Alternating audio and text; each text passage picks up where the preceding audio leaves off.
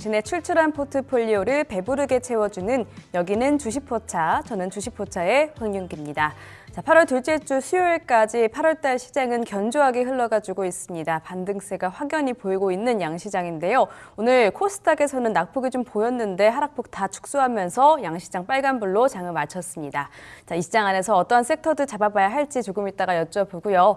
자, 이 혼란스러운 시장 안에서 급등하는 종목만 쏙쏙 골라주는 우리 전영욱 전문가님부터 만나보도록 하겠습니다. 영욱 전문가님, 안녕하세요. 예, 반갑습니다. 오늘도 또 여러분들과 저평가되어 있는 종목 한번 살펴볼 건데요. 제가 항상 이제 저평가되어 있는 종목을 살펴보면은 대형주도 많이 말씀을 드렸지만 오늘은 좀 특별하게 또 삼성전자 한번 보도록 하겠습니다.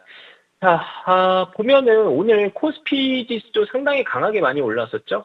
근데 오늘 이제 시장을 그냥 지수만 보고 시장 전체가 굉장히 좋았다 이렇게 해석하기에서는 좀 애매모호한 이제 부분이 좀 있었어요. 그러니까 왜냐하면은 오늘 대형주 지수는 4% 가까이 올랐었는데 중형주 지수를 보면은 거의 제자리였었거든요. 그래서 소형주도 마찬가지로 어느 정도는 이제 거의 움직여주지 않았어요. 그래서 코스닥도 오늘 0.12% 움직였었죠. 그러니까 쉽게 얘기하면 오늘은 코스피를 끌어올린 건 결국은 시장 전체가 아니라 삼성전자, SK하이닉스, SK스퀘어, 삼성전기 이 빅4가 급등하면서 지수를 끌어올렸다 이렇게 봐도 될 것 같아요.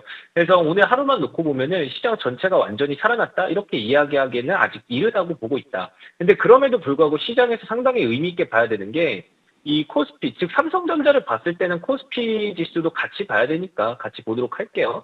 일단은 기본 차트로 보면 21선 위까지도 올라왔다라는 거예요.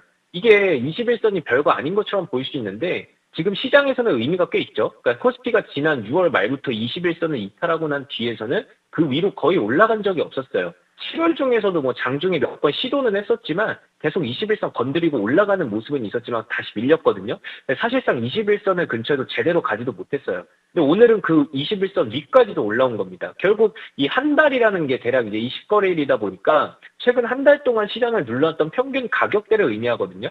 그거를 이제 위로 돌파한다라는 건 최근에 한동안 시장에 눌려있던 악재나 수급 부담을 투자자들이 어느 정도 극복하기 시작했다라고 해석을 할 수 있어요. 그럼 그동안 반도체 고점 논란이 있었고 AI 투자에 대한 우려도 있었고 삼성전자와 하이닉스에 대해 물렸던 투기성 수급도 문제였잖아요. 그런 악재들이 계속 시장을 눌렸었는데 이제는 이 정도면 어느 정도 반영된 거 아닌가? 이제는 조금 극복해도 되는 거 아닌가? 이런 자신감이 조금씩 생기기 시작했다는 거예요.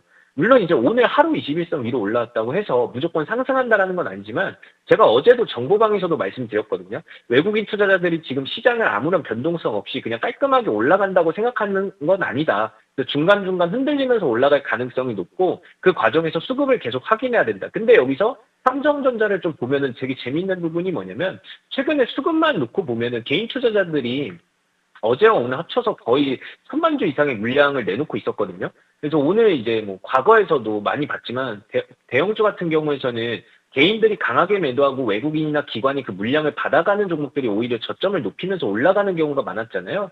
게다가 여기다가 최근에 삼성전자는 주주환원 정책에 대한 기대감도 같이 붙고 있다 보니까 이게 구체적으로 어떤 규모나 어떤 방식으로 발표할지는 확인해야겠지만 시장에서는 어느 정도 기대감을 가지고 움직이고 있다는 거예요. 그래서 저는 오히려 주주환원 정책이 실제로 발표되는 시점까지는 이 기대감 하나의 모멘텀으로 또 작용할 수 있지 않을까 이렇게 보고 있어요. 물론 실제 발표가 나오면 그때는 어느 정도 재료 소멸로 될 수는 있겠지만 그 전까지는 기대감을 먹으면서 점진적으로 좀 저점을 높여가는 그림도 충분하다라는 겁니다. 그래서 지금 삼성전자한테 결국 중요한 건 본업인데 최근에 D램하고 낸드 플래시에 대한 수요가 계속적으로 증가하고 있고 특히 데이터 센터랑 고용량 SSD 수요도 상당히 강하게 들어오고 있거든요.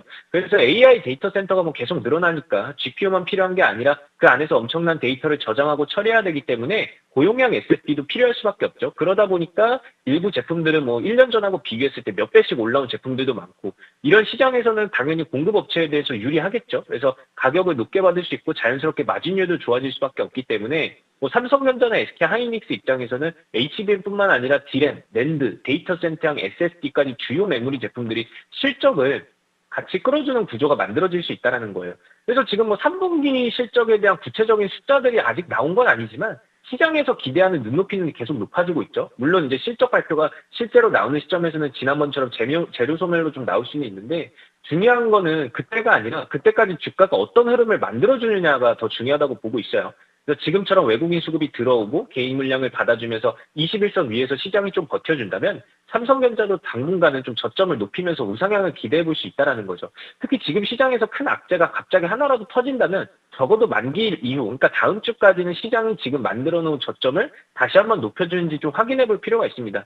게다가 여기다 또 중요한 게 뭐냐면 지금 엔비디아 월가 5천억 달러에 대해서 금융동맹 이슈가 나왔습니다. 엔비디아가 실적하고 컨콜에서 AI 인프라 투자하고 GPU 수요가 여전히 강하다라는 게 확인이 되면서 우리나라 반도체 입장에서도 또 명분이 생긴 거죠. 그러면 삼성전자 지금 하루 급등했다고 해서 무조건 추격을 해서 따라간다기보다도 중간중간 눌림이 나올 때 좀 수급을 확인하면서 대응하는 게 훨씬 더 좋은 전략이다. 이렇게 말씀드리고 싶고요. 지금 흐름만 깨지 않는다면 저는 30만 전자도 충분히 회복 가능하다라고 보고 있고 오늘 같은 시장에서도 중요한 건 뭐 코스피가 몇 퍼센트 올랐고 삼성전자가 몇 퍼센트 올랐는 게 보는 게 아니라 아직까지는 빅보 중심으로 올라간 시장이기 때문에 시장 전체가 정상화되기까지는 좀 아니다라고 보고 있어요. 부족하다. 그래서 지금 이제 오늘 막 21선 넘어왔고 삼성전자와 SK하이닉스에 다시 외국인 수급이 붙고 있고 반도체 업황하고 실적에 대한 기대감도 살아있기 때문에 오늘 올라왔다기보다는 사실보다는 이 자리를 지켜주느냐가 더 중요한 것 같아요. 그래서 단순히 대형주 몇 개만 올라가는 반등이 아니라 시장 전체가 정상화되는 과정으로 좀 넘어가고 있는 과정이다라고 판단해 볼 수 있겠습니다. 그래서 당분간은 이런 삼성전자 중심으로 외국인 수급이라던가 코스피 21선 지지 여부를 같이 확인하면서 시장에서 대응해 보시면 될 것 같아요. 앞으로도 또 엔비디아 5천억 달러에 대한 이슈 그리고 제가 여기다가도 적어놨는데 싱가포르 테마섹에 대해서 삼성전자 닉스를 또 상장시킨다, 담는다 이런 이제 이슈들도 나왔어요. 앞으로도 이런 이제 호재성 기사들이 많이 나올 건데 제가 이제 지금 아래 하단에 나오는 QR코드 타고 들어오시면 정보방에서 실시간으로 항상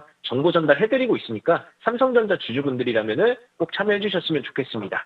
자, 그러면은 이제 정보방에서 우리가 또 삼성전자 이야기도 계속 나눴고 SK하이닉스 이야기도 계속 나눴는데 지금 정보방에서 우리가 또 잡았던 종목이 하나 있었죠. 바로 남아토건이라는 종목이었습니다. 그러니까 어제도 사실 상한가 같고 지난주 화요일에 잡았던 종목이에요. 어제 제가 AS 드리면서 아직까지는 조금 더 남았다. 다만 이제 변동성이 좀 유의하자라고 말씀을 드렸었는데 제가 어제도 말씀드렸지만 이번에 가장 중요했던 게 광주 군공항 이전 일정이 조금씩 구체화되고 있다는 점이 가장 중요하다고 했잖아요. 그래서 이틀 전 8월 10일 메가 프로젝트 제2차 민간합동 점검회의가 있었는데 거기서 이제 군공항 부지, 그러니까 광주에 있는 군공항 부지 약 250만 평을 국가산업단지 후보지로 지정하면서 군시설 이전하고 임시분산 배치를 28년도 하반기까지 완료하는 계획을 딱 제시를 했습니다. 그러면은 우리가 그냥 이제 단순하게 반도체 3단 단지가 만들어지면 좋겠다라는 이야기가 아니라 실제로 계획이 나왔다라는 거예요. 그래서 이런 쪽에서는 이제 오늘도 사실 이제 전력 인프라 관련주들 많이 나왔긴 했거든요. 이게 전력하고 용수가 많이 필요하기 때문에 오늘도 이제 뭐 대원전선이라던가 일진전기도 실적이 잘 나왔지만 이런 모멘텀도 탔을 거란 말이에요. 그래서 이런 것들 봤을 때 뭐 재생에너지나 아니면 LNG 발전 이런 것도 추가적인 전력을 확보하는 방안도 추진되고 있다 보니까 지금 남아토건도 좀 더 내일까지는 추가 상승 좀 열어봐도 되지 않나 이렇게 보고 있습니다. 그래서 남아토건도 오늘 상한가 여러분들 너무 축하드린다고 말씀드리고 싶습니다. 자, 그러면 남아토건만 잡았냐? 아니었죠. 우리 또 비센전자도 또 잡았습니다. 오늘 이제 또 상당히 강한 급등 나왔고 8월 5일, 그러니까 일주일 전이었죠. 히든주로 나갔는데 오늘 또 목표가 바로 달성했습니다. 제가 이 종목을 말씀드릴 때도 AI 데이터 센터가 커지면 GPU하고 반도체만 좋아지는 게 아니다. 그 안에서 엄청난 양의 데이터를 빠르게 주고받기 위한 광통신 인프라도 같이 커질 수밖에 없다라고 말씀을 드렸잖아요. 그래서 오늘 시장에서도 이런 기대감이 다시 한번 강하게 주가에 좀 반영돼서 제대로 움직여줬다라고 보고 있습니다. 자, 그러면 오늘의 상승이 비센전자가 끝이냐? 저는 그렇게 보지 않습니다. 왜냐하면 이런 종목들은 한번 시장에서 제대로 또 수급이 붙기 시작하면 첫 번째 급등 이후에 또 바로 끝나는 게 아니라 눌림을 또 만들다가 또 수급이 붙기 시작하면서 첫 번째 급등 이후에 바로 끝나는 게 아니라 눌림을 만들고 또 한 번 다시 고점을 테스트하는 흐름도 충분히 나올 수 있기 때문에 아직까지는 끝났지 않았다라고 보고 있습니다. 그래서 비센전자는 좀 상방을 더 열어두자라고 말씀드리겠습니다. 그래서 그동안 변동폭이 좀 있을 수도 있어요. 시장 상황에 따라서. 그래서 제가 이런 실시간 시장 상황들이랑 비센전자는 계속 제가 정보 전달, 정보방에서 계속 말씀드리도록 하겠습니다.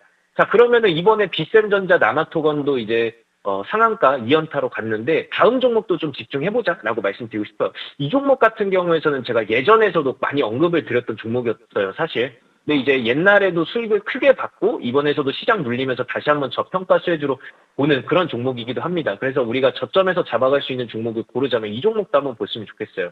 일단 이 종목 같은 경우에서는 제가 앞서서 말씀드렸다시피 AI 데이터 센터 엔비디아에서 5천억 달러에 대한 금융동맹 이슈를 말씀드렸잖아요. 근데 AI 데이터 센터가 확대되면은 많은 분들이 HBM만 보시는데 저는 그 다음으로 기업용 SSD나 ESSD 시장도 같이 봐야 된다고 말씀드리고 싶어요. 그래서 AI 데이터 센터에서는 뭐 엄청난 양의 데이터를 24시간 계속 저장하고 불러와야 되다 보니까 여기서 각광을 받을 수 있는 게 바로 젠6입니다. PCIe 젠6 SSD 검사 장비가 이제는 우리가 필요한 시점에서 왔다. 그래서 이 검사 장비가 사실은 기대감으로 끝난 게 아니라 실제 수주로 연결이 되고 있어요. 그래서 제가 항상 말씀드리지만 이런 미래에 대한 기대감만 가지고 올라갈 수는 있지만 그 다음 파동이 나오려면 실제 수주나 실적이 찍혀줘야 되거든요.